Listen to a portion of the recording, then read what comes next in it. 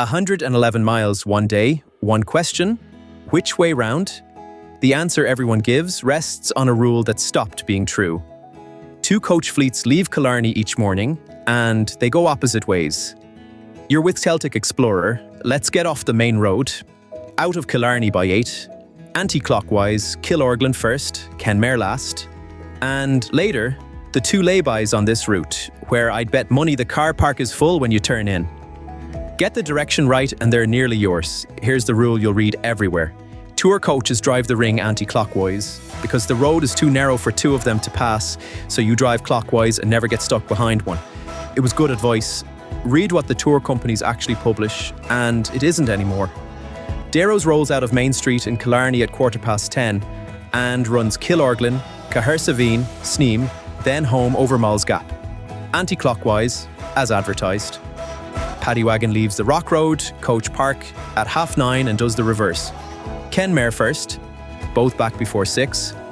Those are the times they published when we made this, and timetables move, so check before you drive. So clockwise no longer buys you an empty road. It changes which fleet you meet, and whether you meet it head-on or in the mirror. What still works is the clock. Neither of them moves before 9:30. Be on the road at 8, and you're 90 minutes up on the first one. Better than 2 hours up on the second. Then direction gets decided by something the coaches can't touch, where you want to be at midday, and where you want to be at 7 in the evening. Anti-clockwise wins both. Direction only buys you the morning though. What decides the day is the list, and the list has to get shorter. So what comes off? Start with the arithmetic, because nobody writes it down. Before you stop for anything, that loop is about 3.5 hours behind the wheel. Give yourself the guts of 11 hours, 8 in the morning to 7 in the evening, and after the driving you've 5 left, spread across a whole peninsula. 3 things come off. Skellig Michael first. The boat to the monastery isn't a stop on the ring, it's a day of its own. Short summer season, morning sailings out of Portmagee, and it sails out months ahead. Book it separately or let it go. Second, Muckross House and Ross Castle. Both sit minutes from Killarney town, and they'll still be there on some other evening.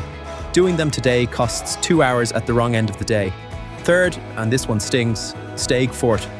Dry stone walls you can still climb, 4 kilometres up a single-track lane off the N70 at Castle Cove. A good half hour there and back, if nothing's coming down, something usually is. What stays is the piece no coach can reach. And getting to it means a 5-minute boat ride that most people manage to take twice. Do you even need the boat? West of Cahersiveen, there's a turn for Rian Point, and a car ferry runs from there to Knightstown on Valentia Island. 850 metres of water, under 5 minutes, April to October. No booking, you drive on. Here's what goes wrong. People cross, drive around the island, come back to the slipway, and drive into Cahersiveen again. 2 fares, and a stretch of road they've already looked at. There's a bridge at the other end. Valentia joins the mainland at Portmagee.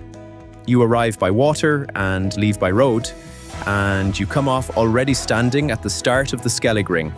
1 fare, no backtracking. While you're over there, follow the signs for Dehilla.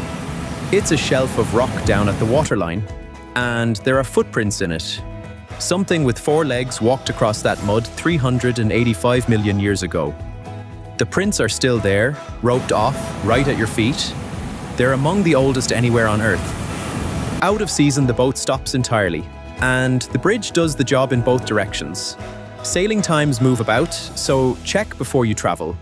The bridge lands you in Portmagee, and the road out the far side of it is what this morning's cuts were for. Is that extra hour worth it on a day you've already cut 3 things out of? Yes.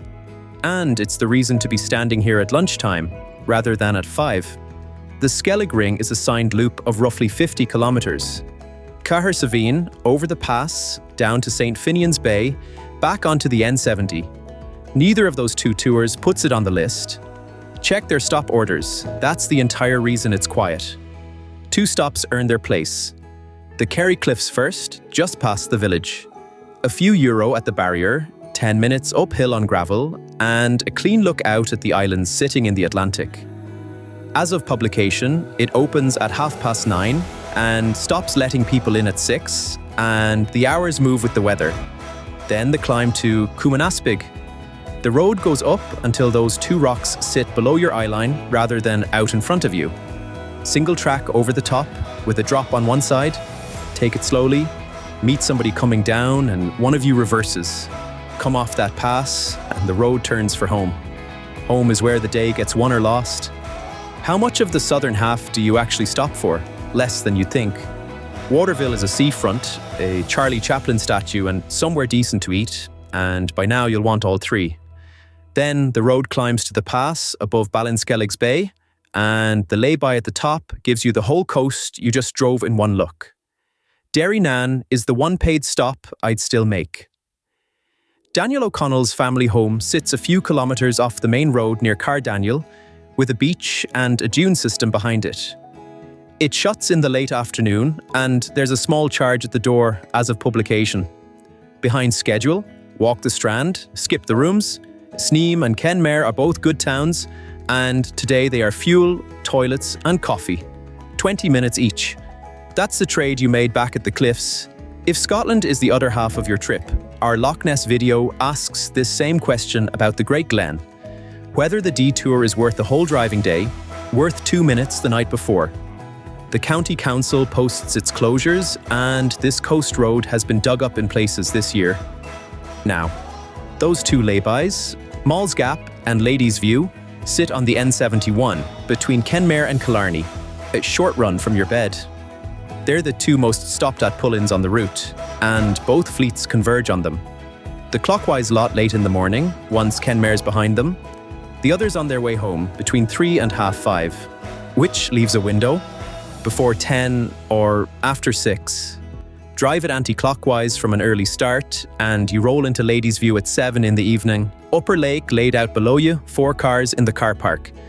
Set off at a normal hour going clockwise, and you're there mid-morning, third in a queue behind a coach that pulled out 10 minutes ahead of you. That's the whole direction argument, settled in one lay-by. So, out of Killarney by 8, anti-clockwise, Killorglin first. Ferry on to Valentia and bridge off it, the Skellig Ring while the day is long, Derrynan in the afternoon, and the high road home when the coaches are back in their yard. The monastery boat, Muckross and Staig, keep for another trip. The Loch Ness one goes up 2 hours after this. Same question, different country. Is the detour worth the day of your week? That's the road for today. If it saved you a wrong turn, you know what to do. Slán,